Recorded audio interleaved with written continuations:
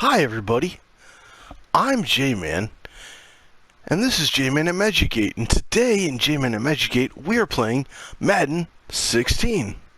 But first, we are going to read from 1 Samuel, chapter 17, verse 47.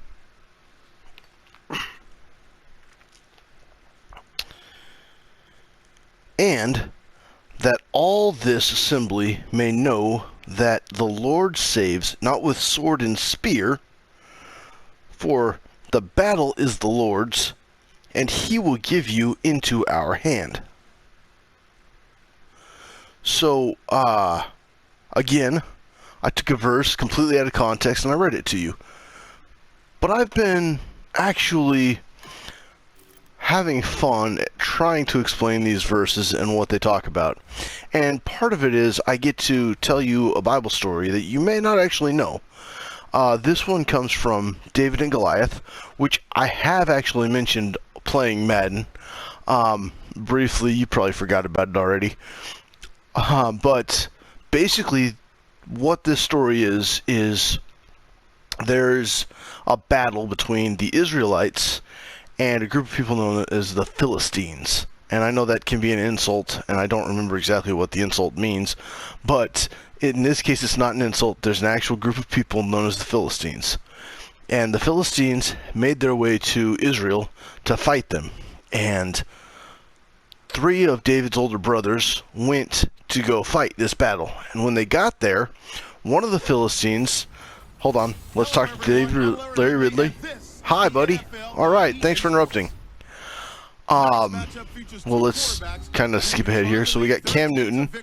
All right, wow, almost 2,000 yards this season, 17 touchdowns. Ooh, but 4 picks. Don't like that. 1 pick, but nowhere near what Cam Newton's got. Okay, so this one guy shows up, and he's massive. He's like a monster. And he's actually known as, they call him a giant, or at least I grew up with him being called a giant. But he was probably between 6 and 7 feet tall, which is still much larger than most of the other Israelites and Philistines. So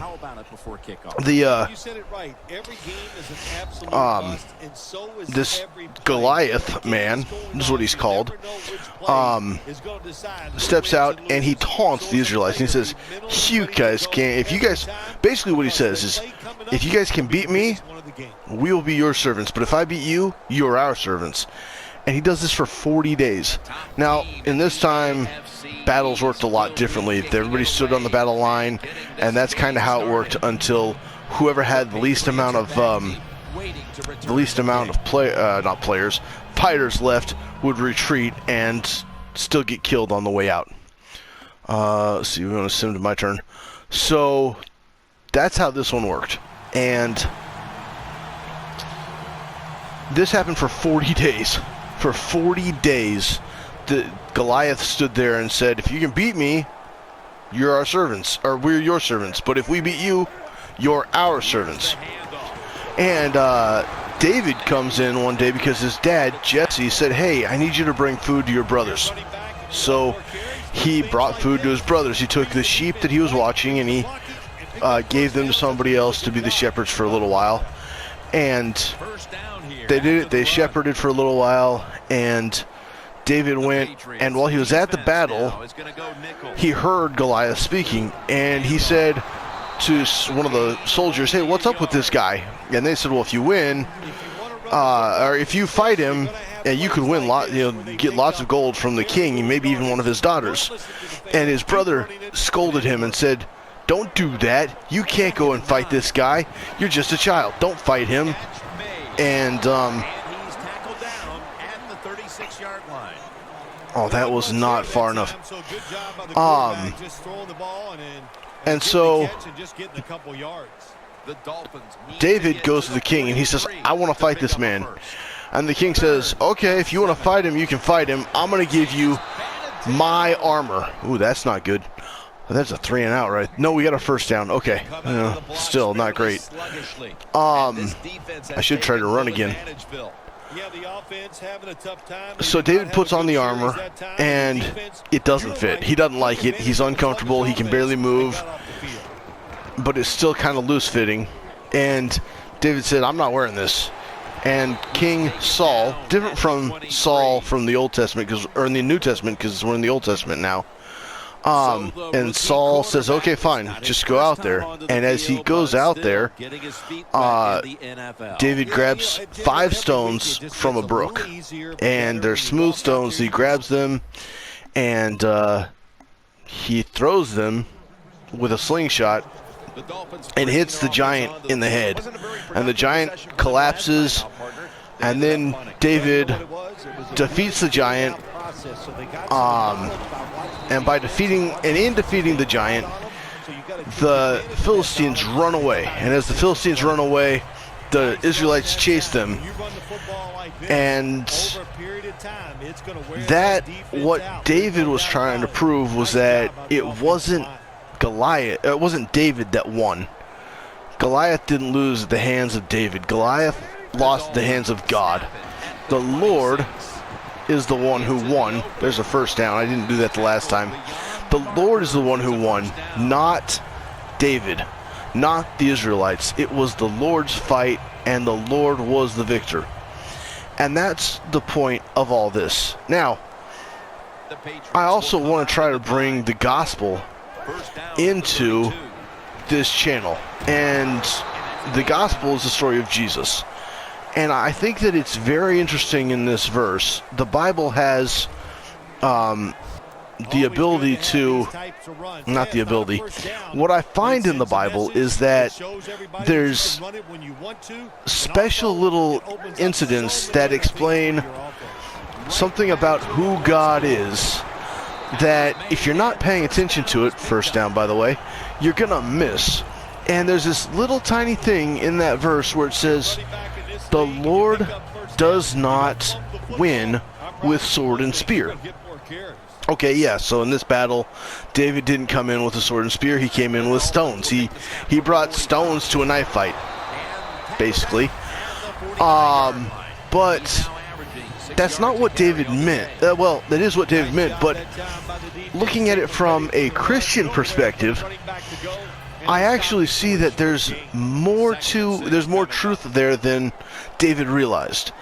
Because, yes, it's true that, especially in that case, David won, first down, with a slingshot and a stone, not with a sword and a spear, even though he did use a sword to defeat Goliath, because Goliath wasn't dead while his head was still connected. Yes, that's what happened. I will leave that for people who understand to understand. I know that maybe not everybody got that, and if you don't get that, you'll understand at some point. But basically, David removed Goliath's sword and used it in battle while Goliath was still on the ground, which is what caused the Philistines to run. But that's getting off topic a little bit. Well, not really, because the whole point of this conversation was to talk about David and Goliath. But you also find that when it comes to the story of Jesus, when it comes to Jesus' life and Jesus, everything Jesus, basically the death, the burial, and the resurrection, God beat sin, and he didn't use a sword and a shield. He didn't fight. He didn't fight Satan in the traditional manner. He didn't bring angels down to fight Satan. That hasn't happened yet. That will happen. Revelation tells us about that. But the way that God defeated sin is he sacrificed himself. He sacrificed himself so that the world could be saved. This is not how it's supposed to happen. That's not the way it's supposed to work. A god is not supposed to sacrifice themselves to save. What other gods have done that? Now, there are gods who have died and come back to life, but their death and resurrections were not connected to saving anybody. They were just, they happened to die and then somehow were brought back. But Jesus chose to die, came to earth as a sacrifice with that intention. It wasn't a, well, maybe if I die, I'll be able to come back to life. No, Jesus came to earth intentionally trying to be sacrificed. First down. We should probably use a timeout, though. That was the whole point of Jesus' life. Jesus' life was meant to be a sacrifice, was meant to have God come to earth and sacrifice himself so that the world could be saved, so the world could be different, so the world could be better. And it wasn't with sword and spear. It wasn't aggressive weapons. Okay. There's a, no, that's not a first down, but we're gonna, this will, oh, good, 2,000 rushing yard, or 2,000 passing yards. That's great this season. Yeah, good passing season. Between the two of us, that's 3,000 yards, and I'm sure we've actually got more. So I'm gonna wait till the whole point was sacrifice. Christ's sacrifice was meant to be without the sword or the spear. He didn't die to, he didn't come to earth to fight. He came to earth to be a sacrifice. He came to earth knowing that his life was a sacrifice. His life was not holding offense, that his life was all about a gift.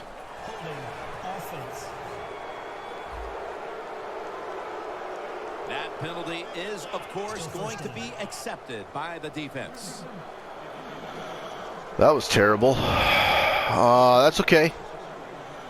So I just, when I'm reading that scripture and it says that the Lord doesn't fight with sword and shield, sword and spear, I'm just like, well, that's more accurate than David realized. And I don't expect David to realize that that's the truth. I think that what David meant for his truth was that I'm coming out to fight Goliath right now, and I'm not using a sword and a spear.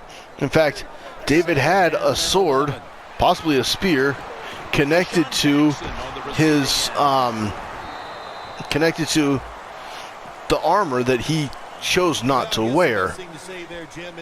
And I think that that's part of everything. That's part of why David said that. Now, the other part about what David said and everything, first down, David said that in front of the group of Israelites. All the fighters, the Israelites, the Philistines, they were all there. They were all watching. And he said, look, you have witnesses to what I'm saying. There's Israelites here with me who for the last 40 days haven't done anything to stand up against you because they've been too afraid. And you've got Philistines here who've got your back, but if you fall, I don't think they're going to stick around. I think they're going to go. And David was exactly right. As soon as Goliath fell, the Philistines were gone. The Philistines were like, yeah, we don't want to be part of this. This is not a situation we want to be in. So they ran to save themselves. That's what they wanted. They wanted to try to be saved. 3rd and 2, okay. And that's also an important part of this, because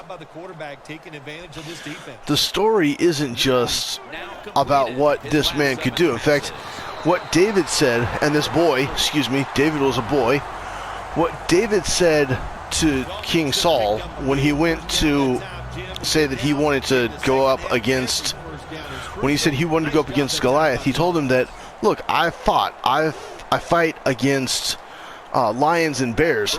I grabbed them by their beard. Ooh, why did I go that way? That's all right. I grabbed them by their beard and I killed them to get my sheep back. So I'm not afraid of this. If I can kill a bear and a lion, I can kill this giant. And I think what was really going on there was that David was, in his youth, David was less afraid of the consequences. I think I was out of bounds. Oh, I got that. Okay. That was a good catch. But David was not afraid because he'd already been in situations where he'd had to harm big creatures. And that was kind of his goal, was to say that he wasn't afraid. Who was that to? Huh. Anyway, with this third quarter coming to an end, so been devoid of a whole lot of offensive fireworks. David has been the name of the game out here so far today. Kind of fun to watch. Was trying to say that he can handle himself in a fight. And that's another part of this story that I think is very important. It's this idea that, oh, I have to sneeze. That's not good. Excuse me. I am so sorry. I just sneezed all up in your faces there. But there's another part about this. It's about not being afraid. The Israelites, for those 40 days, they were afraid. They were like, well, we can't fight this man. This man is too big, too powerful, too strong. And then if we lose, there's too much at risk if we lose. And David was like, why are we afraid of losing? God has this. God's already won. We don't have to be afraid because God is in charge. And his fellow soldiers, even though David wasn't a soldier, those that we can call soldiers at this time, were like, no, we can't do it. We're too afraid. We're too scared. I mean, look at the size of this guy. And you know what? When you see a guy that's a foot taller than you or more, it is scary. It is not cool. It's like, oh wow, what do I have here? What did I get myself into? But David was not afraid, and I think, like I said, I think part of it has to do with it being him being so young that fear wasn't an issue yet. But I also think that there's more to it than that. It's not just that he wasn't afraid, it's that he trusted and had faith in who God is and who God says God is. David had read scripture a lot. Am I? Okay, yeah.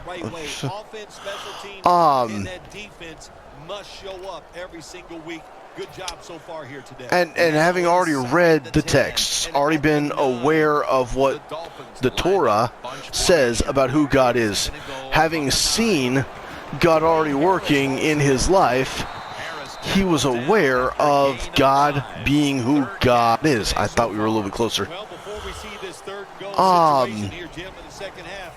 He had already seen God come through in other times that it didn't seem like would work. That's what I was afraid of. I was afraid. That was me, afraid. It was hard to say what the best option is there. I'm going to go with this one. We can't be afraid 4th and 4. We got to go for it. Nice short play. I got to the line of scrimmage, so that's good. But that's some of the other things about this is can't be afraid. Touchdown. Can't be afraid. And I will say that I want to see what we do. We tie it up, okay? Some of what has happened for me on YouTube has had to do with fear. I've been afraid of not necessarily what will people do if they find out I'm a Jesus freak, because I try and put that in a lot of my videos, that I'm a Christian, that this is a ministry. But I do think that there's been fear in my choices as far as what I talk about. And I think it wasn't until my wife said, my wife and I were talking, and the idea came up that I could put scriptures in my in these videos, and that it would be better for me to put scriptures in these videos. And some of that was like, well, I don't know if I should do that. I don't know if it's a good idea for me to put scriptures in. And then I did it, and actually it feels a lot better now. I've been noticing, really just in filming, because none of these videos have been released at the time of filming this one. But this should be the fourth one out. There's the first down again. But there is an aspect of this that, because I've been putting in these scriptures and talking about them, I feel more relaxed about playing them. And my wife, because I gave her a sneak peek, said that I feel more relaxed, that I feel more real. And I'm not really paying attention to what all is going on in this game right now. I've been trying to pay attention to some of the situational stuff, because 2nd and 7 is not the best place to run it. But at the same time, I'm not worried about it. I mean, like, in another situation, I might be concerned. But in this situation, I've got, it's tied. Yeah, that could lead us to a second, to an overtime, and I don't really want to go to an overtime. But if I'm afraid of any of this, 4th and 1, I bet. And the Patriots called another timeout in inches. Okay. Well, with needing, I don't want to do that yet. I'm going to take a risk here, and we all know it's a risk, but I'm not afraid. I just need to go a few inches. I probably should have just tried to go with a quarterback sneak, actually. Get Cam Newton those extra yards. But I also know that if I can... No! Oh! He's averaging about 4 yards a carry. Oh, wait. Oh, no, New England. Okay, yeah.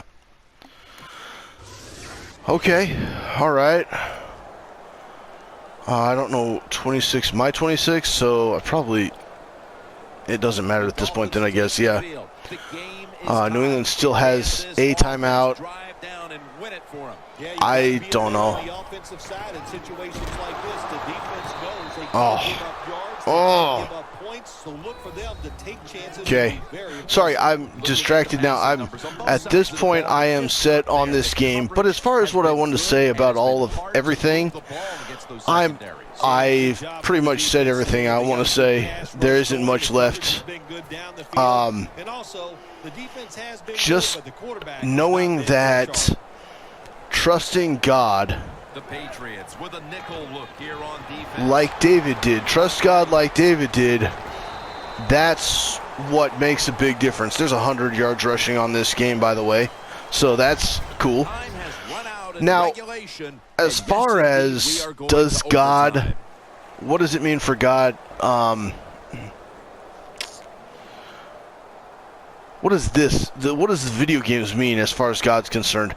I gotta believe that as far as God is concerned, the video games, it's not the video games that matter.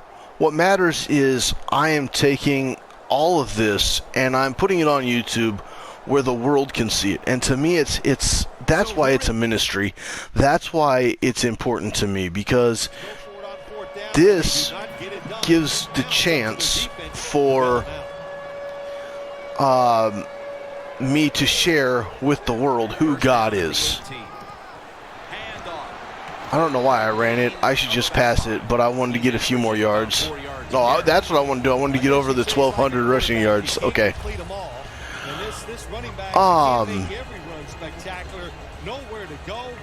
gets a couple yards. But there's still, yeah, okay.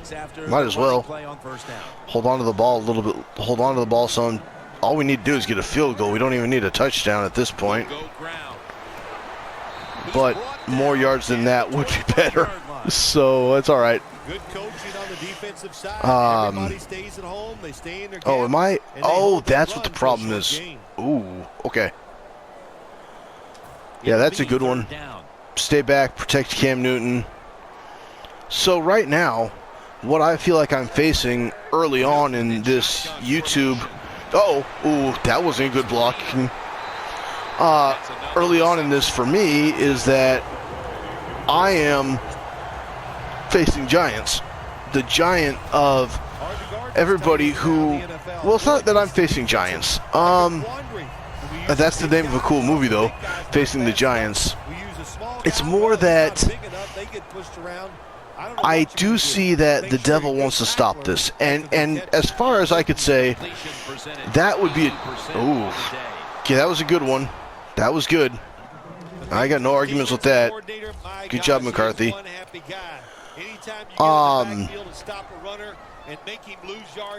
Because the devil does exist, and the devil does want to stop me from telling the world who God is. And I think that this is kind of a joke, but kind of serious. The algorithm is that kind of, if you think about it like that devil or that giant that I'm facing, because the algorithm is looking for content that people want to watch, and the algorithm sees ministry and Christian in my descriptions, and even if I were to put John 3:16, which I may have by now put John 3:16 in a title, then I see that as the algorithm seeing that and saying, oh no, we can't have that because people don't care about that. And to me it's kind of like, well, okay, just because the algorithm thinks that doesn't necessarily make it true. And it may be true that people don't want to see it, but at the same time I disagree, because Christianity is still one of the world's 3 largest religions. I think it's still number 1, but it may have fallen to number 2. I need to look at that a little bit more. Really, it doesn't matter to me where it fits. It's still in those top 3, and I find those top 3 are related. They're all found in the Bible. Abraham, in fact, Father Abraham is the father of all 3. Judaism, Christianity, and Muslimism, or Islam, excuse me, in the fact that, and the first, in the fact that Abraham fathered Ishmael and Isaac, and Ishmael was the father.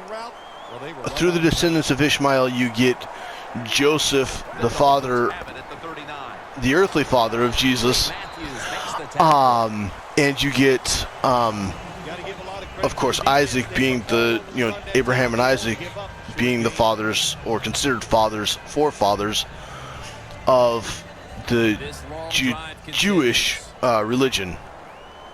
But the Patriots defense brings in an extra member of the secondary. They'll go nickel. They call his number once more. Sorry, my brain just for a second there. There's still a lot more going on than just that. I mean, like the algorithm isn't run by Satan. That's why I said it's kind of a joke before I said it, because if I were to say that, make the claim that the algorithm is the devil, I'm sure there's a few YouTubers, I'm sure there's plenty of YouTubers who would agree with me, but as a physical representation of the devil, I would say that is far from true.